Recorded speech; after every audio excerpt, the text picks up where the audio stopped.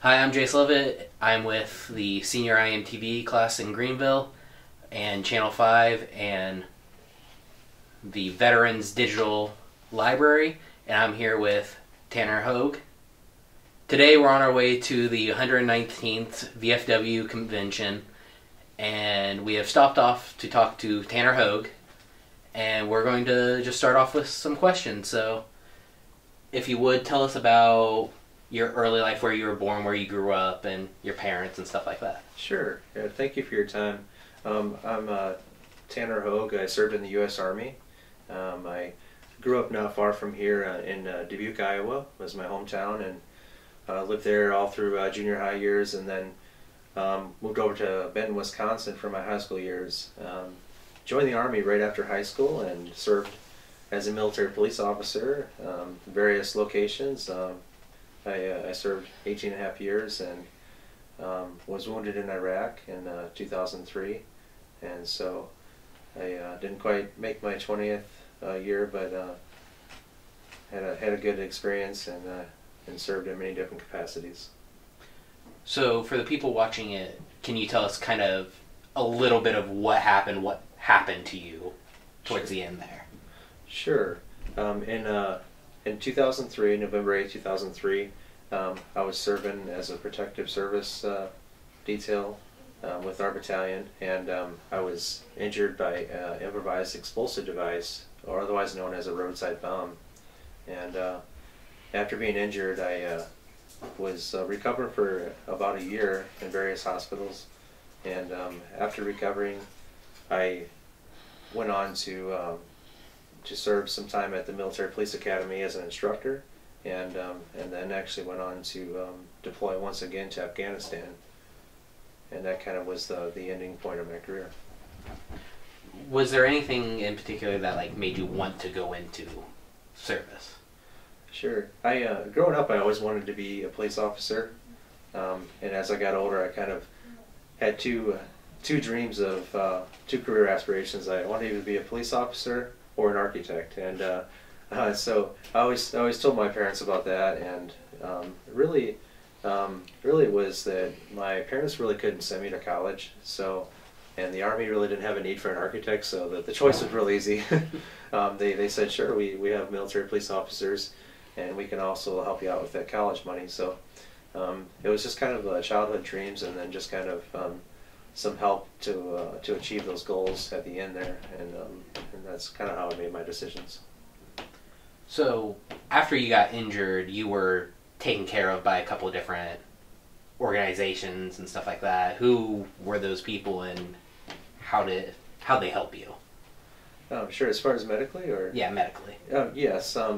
Immediately after I was injured, I was assisted by a local fire base there, some Army medics. Wish I knew their names, but I probably never know who they were. But I'm sure that they saved my life.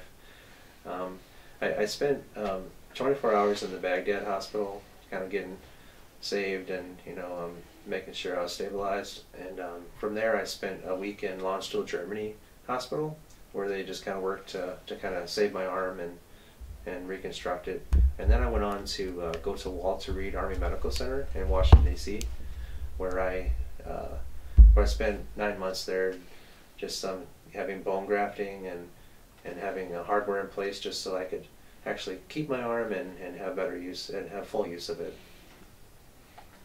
And so after you were done with all of your service, what did you start doing afterwards? Sure. I retired out of the Army in 2014, and right before I retired, I was introduced to a program by the name of Project Hero. It's a cycling group, and so that was kind of a group that I really didn't know about beforehand, but and it was riding bikes just kind of didn't really click with me, but I thought, well, maybe it's something that'll help me out. And the more people that I talked to, the more I thought about it, and so that organization has been one that I connected to, and they've helped me a little bit, and with my recovery. And it's just if nothing else, it's a good time to get on the bike and just talk to other veterans and tell our story. And I think the more we tell our story, the better we are. So it's helped you in the long term after everything that happened to get back on your feet and all that. Definitely has, and aside from that, it's just more people I didn't know in the military, now I know on the outside, and it's just more people to stay contacted with and connected with, and if we have bad days, that's somebody that I can immediately call, and if I am able to go on a ride and I see them, and it's just building that relationship where you kind of have somebody that you can trust, and they know your story. So if they don't hear from me in a while, they kind of say, hey, maybe I should see how Tanner's doing. So I think it's just a really good example of one program that's out there.